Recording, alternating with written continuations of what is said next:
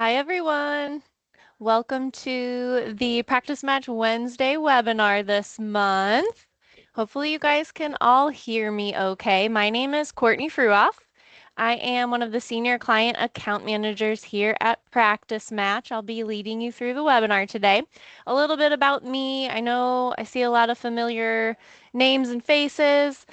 I've been here about 9 years at Practice Match. I started in support. I was on the training team and I've been a client account manager since 2019. Prior to that, I worked at a third-party recruitment firm, recruiting physicians and APPs in the upper Midwest. Prior to that, I did recruit nurses for peds patients who needed in-home care. So I've been in the game for a little bit now, got some skin in the game. Happy to be here today. I'm going to do my best to pay attention to the Q&A section. If you guys have any questions as we go along, let me know and I will do my best. Otherwise, if I miss it, I will answer those questions at the end of our webinar today. So, fixing your funnel. Why are views on our opportunities not turning into applies? Many recruitment teams are spending more time than ever on job posting visibility, but applies are not rising at the same rate. So, I've heard from multiple partners, I'm posting my jobs everywhere, I'm sharing, I'm sponsoring, but my applies just are not boosting as my jobs get posted more places. So what's going on today?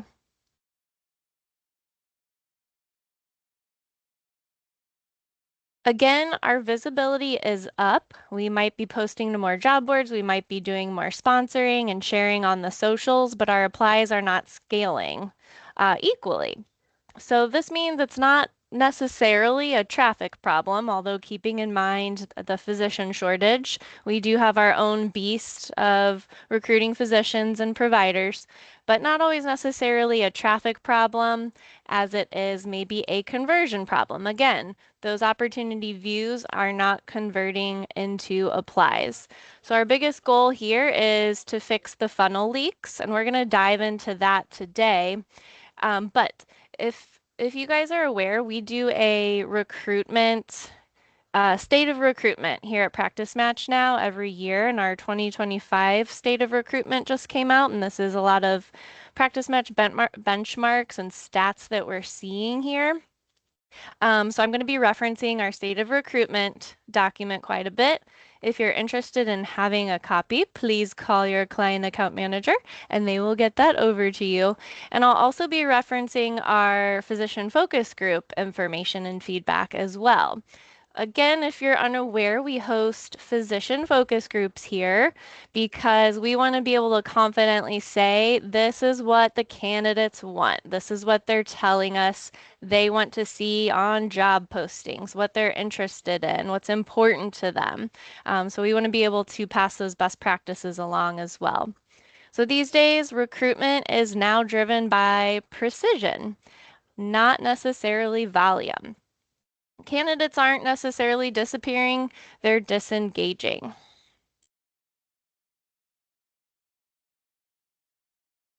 What we're seeing now are candidates who are acting like consumers. And you guys know it's a buyer's market if we look at it that way. They're making faster decisions, they have higher expectations. And like I said, it's a buyer's market. Now, higher expectations, we can also look at the different age ranges as well, because we can divvy that up and see that things are more, top priorities are a lot different these days for our candidates than they used to be. So, for example, number one priority that we're seeing is work-life balance. I know it sounds stale to say work-life balance, but it's true. That's 25% of our physician focus group said that's their number one priority. I do think this has a lot to do with the newer generation of physicians, but also the millennial physicians and really people in general who are kind of reanalyzing what's important to them in life. Compensation came in as our second top priority. No surprise there. 22% of our focus group said comp is a top priority.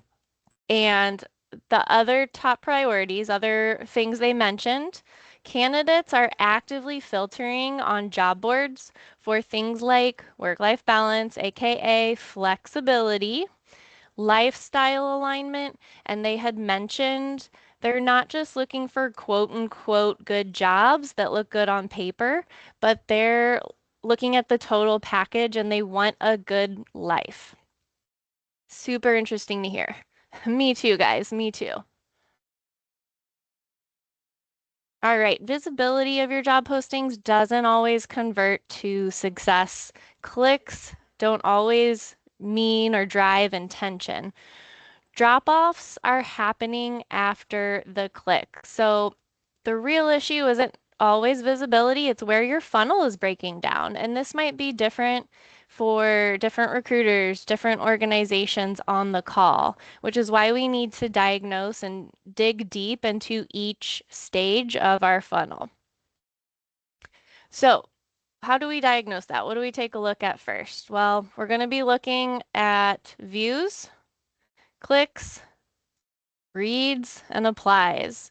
And just a little bit of small friction at any point in any stage can mean a major loss in candidates. So the goal isn't to add more to the top of the funnel with those impressions. It's to fix the leaks and in the middle and the bottom of the funnel. Some fun data points for you guys. There is a 0.4 to 1 ratio, applicant to job ratio. 0.4 to 1, applicant to job ratio. Again, showing scarcity in the market. We're all very aware and we're feeling this physician shortage, of course, but we're all competing in a market where candidates have that leverage. Again, it's definitely a buyer's market right now. And if you don't know where your candidates are dropping off, you cannot fix the problem, right? We need to take a look and really dive into our funnel. We cannot just keep pouring more into a leaky funnel. So how do we figure it out where our funnel's breaking down? A lot of orgs are focusing on stages 1 to 2. So we're looking at views and clicks. Today we're going to focus more on the later stages of our funnel, and we're going to simplify this. Most teams are stopping at visibility. And while it's great to have your jobs posted everywhere and to be sponsoring, we want to make sure that the quality is there with our job postings. So what you need to do is look at conversion between each step, not just total applies.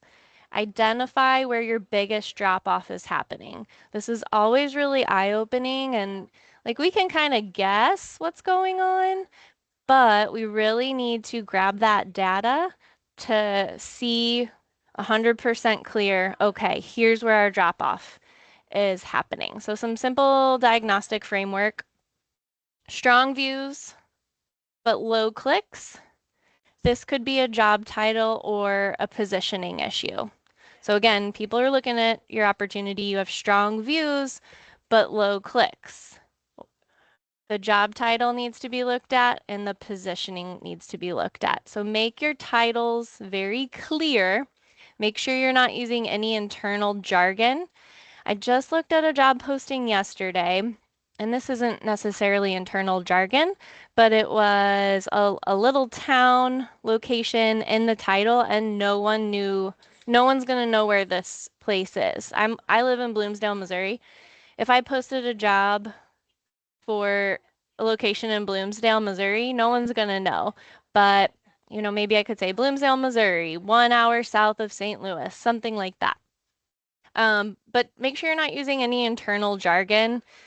A lot of times we kind of assume that physicians and APPs know what we're talking about, but they don't always. A lot of orgs use different acronyms for APPs.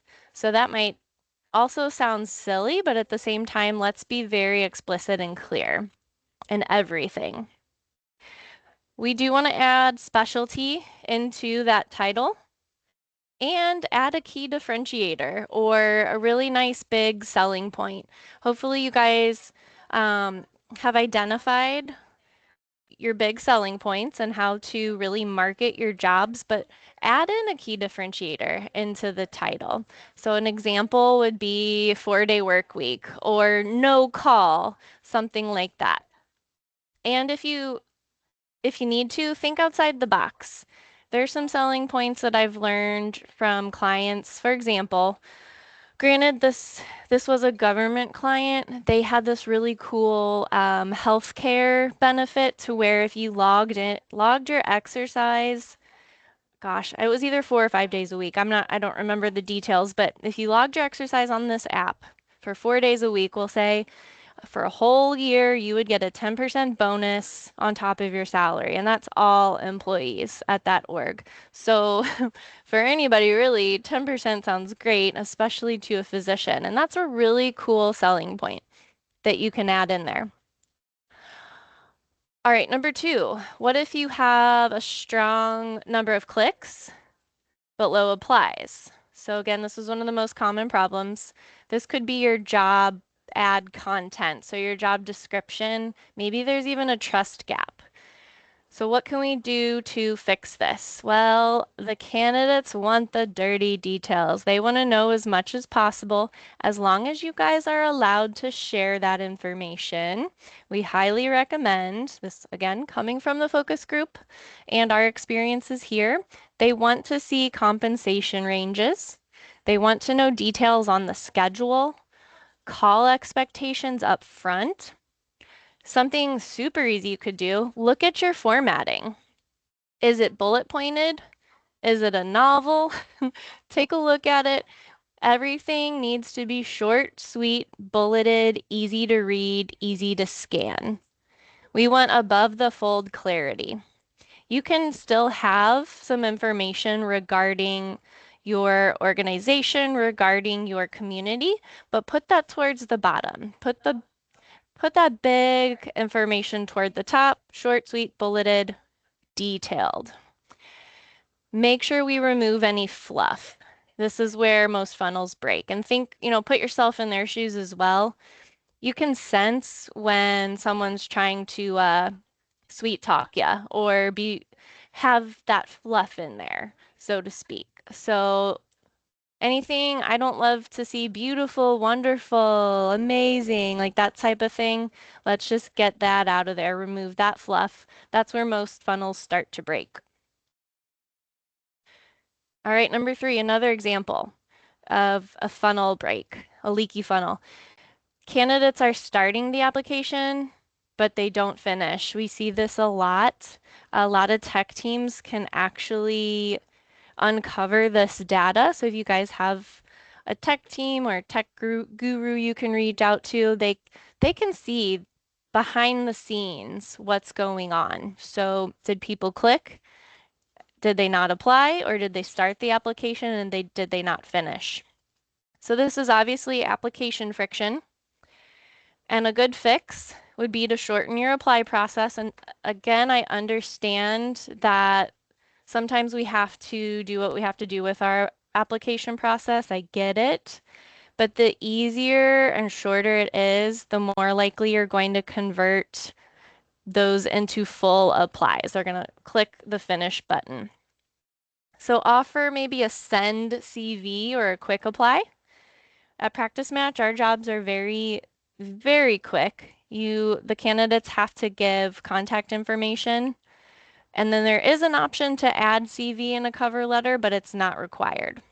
So think about trying to shorten your apply process and reduce any required fields. Again, I understand if certain things are mandatory, but this is something that we see quite often. Number 4, applies but no engagement. This could be a follow-up problem. So we need to take a look at our current processes as sourcers, recruiters, managers, directors, whatever it might be, and set some expectations for follow-up. when it comes to candidate applies, candidate matches. Um, these are hot candidates. If they've applied, we need to be reaching out to them, I'm going to say within 24 hours.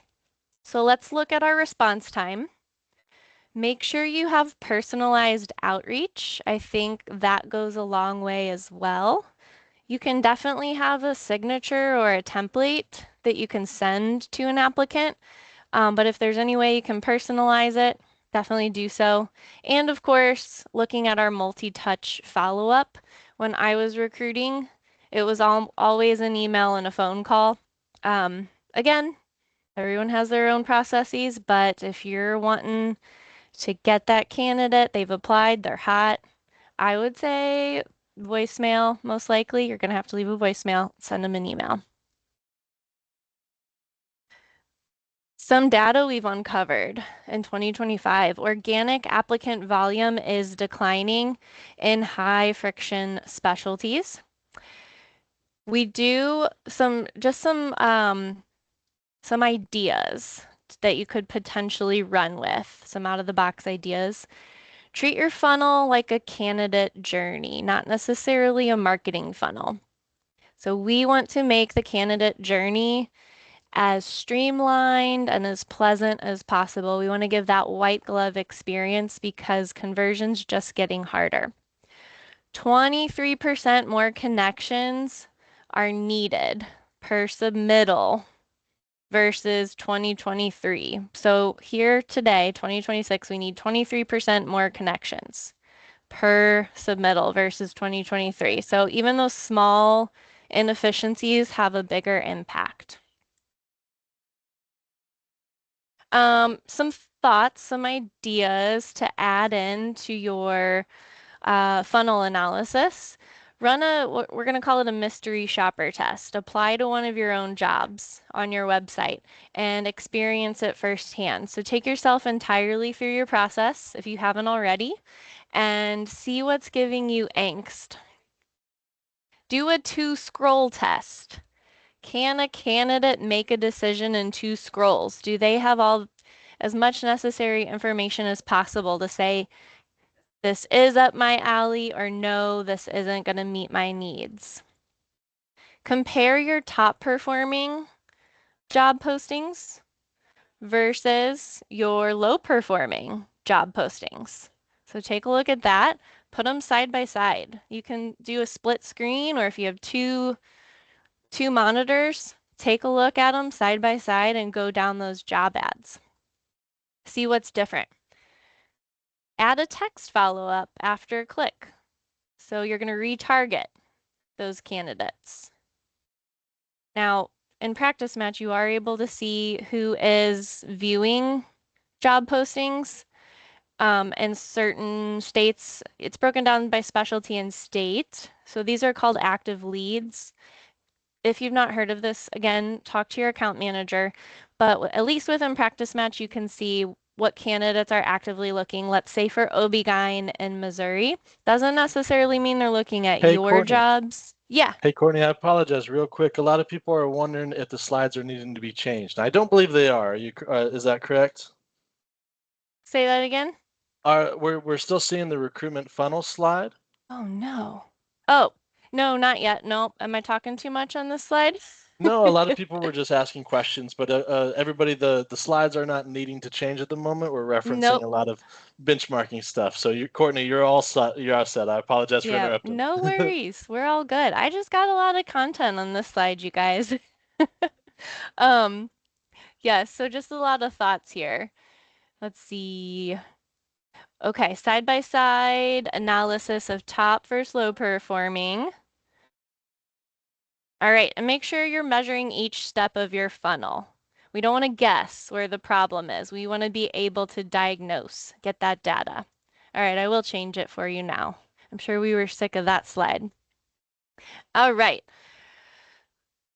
Look at those ratios, not necessarily the totals. So yes, it's great to see your total applies, but we want to look at the conversion rate, for example. So we want to look at conversions and ratios because applies don't always tell the full story. Again, focus on the conversion between each stage and identify where candidates are dropping off. Each stage of the funnel is going to have a different problem to solve. Again, if we're looking, let's say if we're looking at view to click rate, is your job title attracting the right audience? Click to apply. Is your ad building trust and is it building clarity? And apply completion rate. Is your process too long or too complicated? Is it difficult to find where to apply? A lot of websites, I struggle to find where your physician job postings are. Now, we do actually have a sister company. They're called NAS, and they can do a complimentary career site audit for you guys, and they look at things like that. So they will look at how user-friendly your career site is, how easy your apply process is, and they'll give you all kinds of recommendations on, of course, aesthetics, but just making your whole career site more user-friendly and more geared toward provider recruitment. Once again, talk to your CAM if you'd like to get that complimentary career site assessment.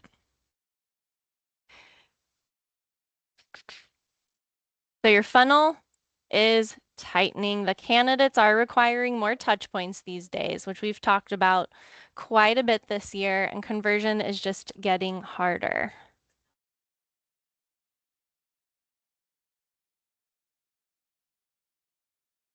And I know this isn't always fun to hear, but faster clarity on those job postings with those details means better results. And try to think of it from your point of view as well. You're weeding out those candidates who might not be the right fit. You're saving yourself some time too. Candidates can decide pretty quickly, often in seconds, not minutes, if a job is right for them.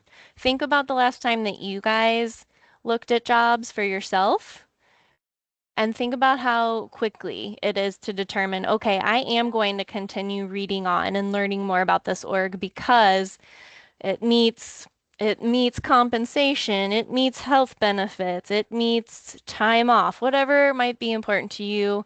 It's pretty easy to quickly get through a job posting to see if it's right or not, which is the goal. We want to include those big details. Less thinking that's required. This is going to convert to a higher apply rate. The physicians are just as busy as us, the providers, if not busier. So if they can make a quick decision, they're more likely to apply. If they have to interpret something or they can't understand what's included, they're gonna get lost in the apply process. They're not gonna want to scan and they're not gonna finish their apply. Remember, they also can go pretty much anywhere they want these days. Once again, I want to reinforce how important it is to be clear on comp, schedule, call expectations, what's the location. I know a lot of times firms will say, "Oh, it's near St. Louis." Well, 1 to 2 hours away isn't really near St. Louis, so let's be clear about that. What does the role actually look like? What does the day-to-day include? They like to know about their team and support, EMR, of course, equipment. They want all of those details. We do want to continue on with our multi-touch engagement. That's huge. We're seeing touch points go up significantly when it comes to passive candidates. The candidates do need a lot more reassurance these days as well. So the easier you make everything to understand, whether it's your job posting or an email, the easier you're going to make it to say yes. And something that might help in your mindset, think of your job posting more like a landing page, not necessarily a job description. Its job isn't to just inform, it's to convert. So we want to make it attractive, easy to read. So think of it more like a landing page.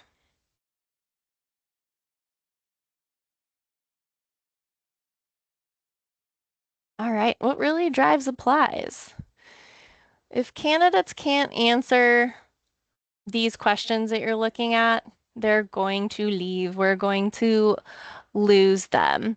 They want to make quick decisions. They're making quick, high-stake decisions. They're asking immediately, again, put yourself in their shoes. Is it right for my life and whoever's in my life?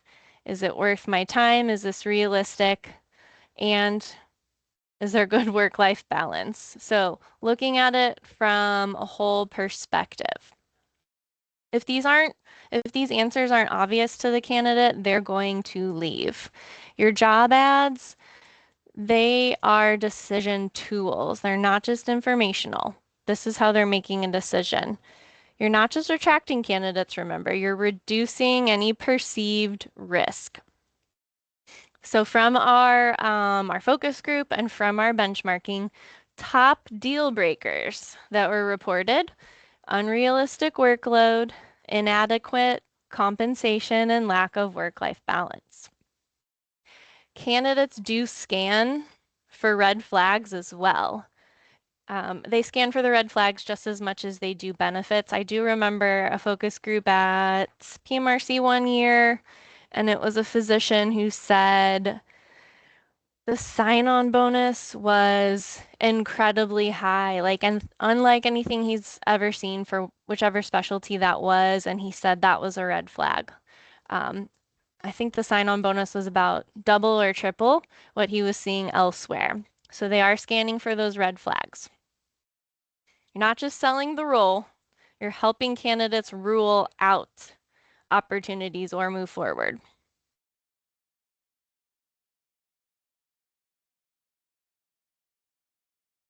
All right, formatting that converts.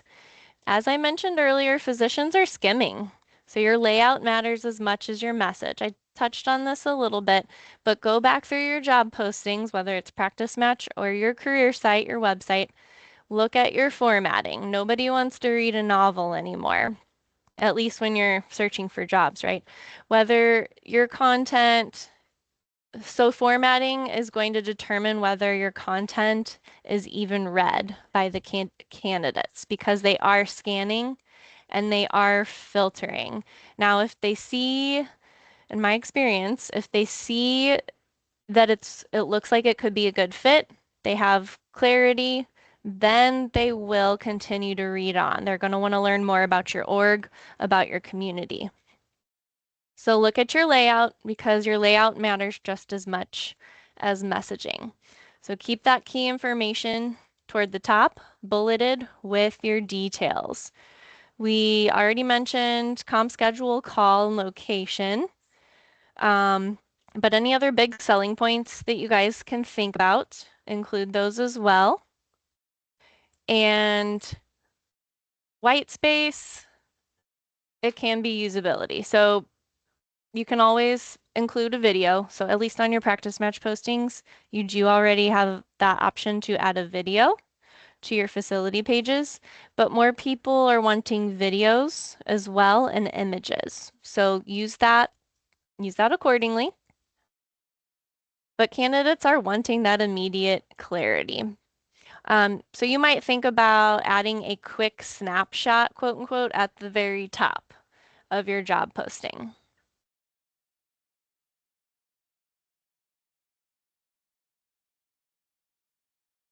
Specificity about our role, about our org, this is going to build trust, and trust is ultimately going to help drive applies. Generic language, it's just going to create hesitation. And remember, they can pretty much go wherever they want these days. It's a buyer's market. So anytime it's too generic, they will move along. Unless, you're the number one place to be, then maybe you can get by with it. But for those of us who are competing for these candidates, we cannot afford to be generic. They do want to understand what their day-to-day, what they're actually going to be doing, what that looks like. They like to know who they're going to be working with and what success actually looks like as well. So they're going to want to know, what do bonuses look like? What does the structure look like? What's possible within the first year? Things like that. And again, I also recognize that we might not put that all out there, that might be discussed in your first phone screen with the candidate, but whatever info you can share, definitely do so. Just some little fun information, not necessarily about the job postings, but when we're sending out recruitment emails to candidates, emails that include salary, specialty, and location in the subject line, those typically get a 67% open rate. And if it's missing that info, it's going to be dropping to 23%. So what does this mean? Transparency directly impacts engagement. Vague messaging reduces response before they even click. Just some creative ideas if you guys want to experiment. I always encourage you to experiment with subject lines and job titles. Some things you could start with. First 90 days look like, dot, dot, dot. Typical week includes, dot, dot, dot. Why physicians choose this role, dot, dot, dot. Why physicians love working here, etc. I do I have a favorite job posting. If you want to shoot me an email after this webinar, I will send you my most favorite job posting so far. And if anyone can top that, top that favorite job posting, then I will give you a gold star. But shoot me an email if you want an example of my favorite job posting.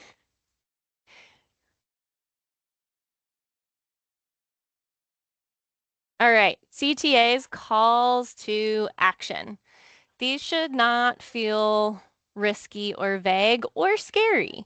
I think a lot of us can be afraid to include a call to action and be, well, because I can't think of a different word right now, a little demanding. It's okay to have a call to action in here. It's going to reduce hesitation. It's also going to make the candidate think, oh, I already know what the next step's going to be. Our candidates, they need to feel like the process, it's easy, it's low risk, it's worth it. Um, so most of us, we're putting our calls to action at the end of a job posting or an email. Let's try placing it at the top because again, people aren't wanting to read a whole long job ad or email these days. So let's let them know what we need up front. Specifically for job postings, you might try something like quote unquote apply in under 2 minutes. And you can offer alternatives to a full application if you're allowed to do so. Again, I know there are certain things we have to do when it comes to applications in HR. Our candidates and our focus group said, this is some more fun stats for you guys. Texts that include information on the actual role. So what is the role? Salary and location. This gets a 52% higher response rate. So some call to actions we could try to use these days. Again, you're going to amend these based on what type of outreach you're using. Text to connect, send CV only, schedule a call before applying. My most favorite was Aspirus. So I don't know if any Aspirus people are here, but you have an amazing call to action on your job board, on your physician career site. And it is on their job board, and it goes something like this. Don't see a role that's right for you. Feel free to reach out to discuss your opportunities, your career, and what your top priorities are. It's a little more eloquent than that, but I think just letting the candidates know, hey, we're not always going to push a job on you. We also want to learn what's important to you. We want to talk to you about your career because just getting that phone screen in is a huge win. You just don't know what you'll uncover. Even if it's 10, 15 minutes long, at least you've made a connection.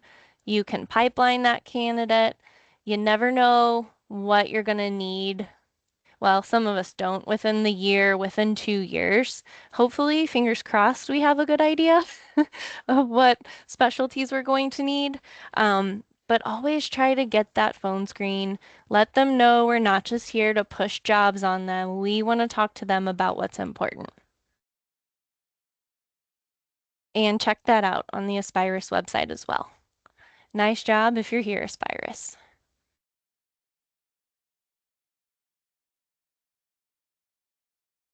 Keep in mind, the goal isn't always more applicants, it's more quality. So we hear this all the time, quality over quantity, but that's true, especially in provider recruitment. Candidates don't want us to be clever, they want us to be clear. So honing in on how important transparency and honesty is builds that trust early right off the bat. Think about, if you have totally fluffed up your job posting and they get on a call with you and it's nothing that they had thought, that's no fun. And overall, that's going to give a bad rap to the org. So let's just be honest, build that transparency right from the get-go. And we're filtering out candidates who might not have been a good fit. Misalignment in expectations is a major cause of drop-off based on our benchmarking data. And making sure we have that transparency throughout the entire process, even at the job application stage, that's going to prevent unqualified applies, candidate drop-off later in the process. That's also horrible when you take a candidate through to the end stages and then they come to find, oh, this wasn't what I expected. No, thank you. It's going to reduce your offer declines. So what some ideas that we might try on our job postings and maybe our outreach via email and text? You would be a good fit for this role if XYZ bullet point. Again, what to expect in this role. So little things like that. Clarity doesn't reduce our applicants, it's going to overall improve our outcomes.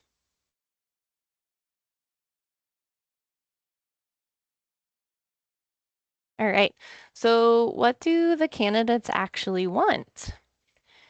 Lead with what they value, not what organizations value. Obviously, we still want our organization's proposition, our value prop in there, of course, but we also want to be speaking to those candidates as well. And put in order, let me start over. Put in order what matters to the candidates towards the top. So most important. Again, this is work-life balance, comp, location, lifestyle came in at 13% as a top priority for the candidates as well. About 1% said partnership track is a highlight too, which it definitely is. Something else that we didn't get on the top percentages as a top priority, but I do think it's good to advertise if you offer tail coverage. Tail coverage is also a good thing to advertise. A lot of job ads are leading with the wrong things, or they're starting out with information about the org or the community. Let's start with those strong selling points. Customize your messaging by specialty, career stage. Everything should be customized as well, especially with your outreach, whether it's email, text, phone call. What you highlight is going to determine who's applying.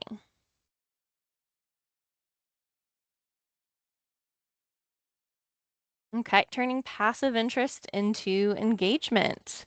Engagement is built through respect and transparency for the candidate's time.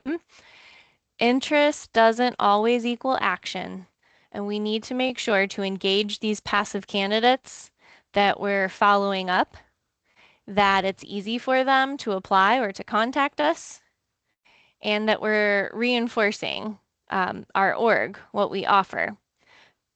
Follow-up and touch points is also critical nowadays.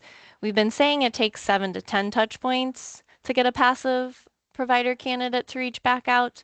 I'm starting to feel that that stat is higher now. With all the different ways that we could be reaching out to them, all the multi-channels, it's definitely going up. 50% of engagement happens after hours. Is this me telling you to get on the phone after dinner? Not necessarily. I know a lot of you do take, phone calls after dinner. I'm not asking you to source after dinner, but you can schedule, at least in Practice Match, probably most of your other sourcing tools, you can probably schedule your emails to go out either after dinner or early morning, whatever it might be. And within Practice Match, we have our new drip campaign, which again, if you don't know, reach out to your CAM. We have this whole new drip campaign that allows you to schedule multiple emails. And if you have texting, you're able to schedule your follow-up texts. So it is a truer drip campaign versus historically, you can only schedule 3 emails. So schedule that, and mix up the hours. You might even try a Saturday morning. Personally, I'm having my coffee hours and I'm looking at some emails. I might be also on the socials, but I'm also going to look at my emails. So things to think about. And some other things that our focus group said that they value out of their job and out of their recruiters: communication, efficiency. Those both came in at 15%. Deal breakers, pushy behavior, poor communication. Let's see, some out of the box ideas already talked about. Some weekend outreach, scheduling after dinner, maybe even early morning. Try a 30-day retargeting as well after jobs are being viewed. Again, you're able to see active leads. You can target candidates that way based on what kind of jobs they're looking at and which state. And again, put yourself in their shoes. Maybe they're just in their contemplation phase. Maybe they're thinking about making a move and they're softly looking out and seeing what's out there.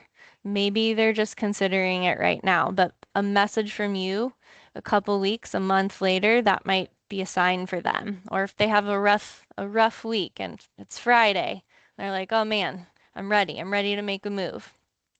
Make sure you're following up. And highly recommend text follow-ups.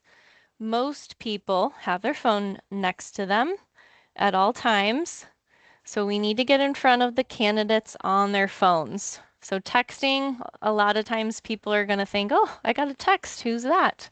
They're going to give it a read. If we can get in front of them on their apps on their phone, we need to get there.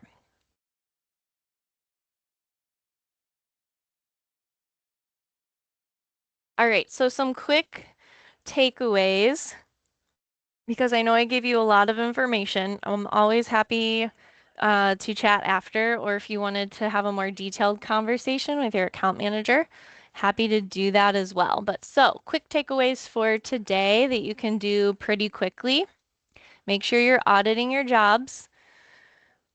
Put your best performing job next to your lowest and do a comparison. Benchmark your funnel performance. Again, not just totals, but look at those conversion rates and ratios. And always be transparent. These small changes, these are going to give you guys measurable results. Success today is driven by precision, not necessarily volume. All right, any questions, comments, concerns, thoughts?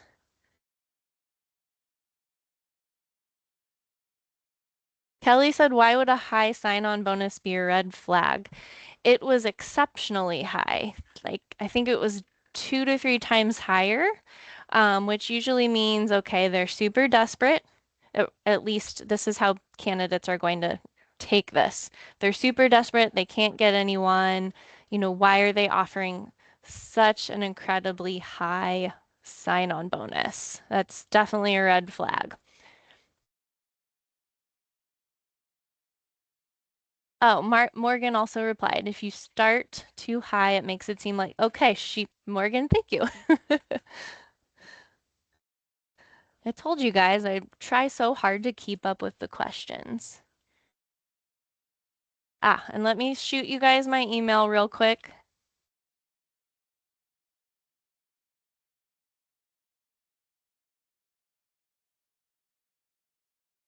Courtney, it looks like you have one more question from Anna Marie that says, what do you suggest as an average number of required fields to fill out?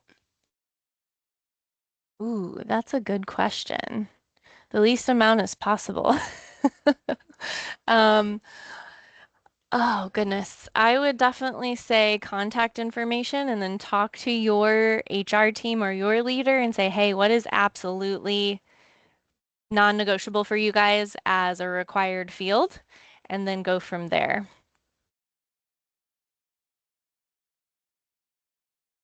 Did I miss any other questions, guys? It looks like you caught everything in the chats. All right. Well, thank you guys so much. Like I said, reach out to your client account manager. If you have any questions, you need anything, they absolutely love to hear from you guys. I love to hear from you guys. Thank you, Christy. Thank you, Connie. I will see you guys all very soon. Have a wonderful rest of your week. Thanks, Lace. Thanks, Justin.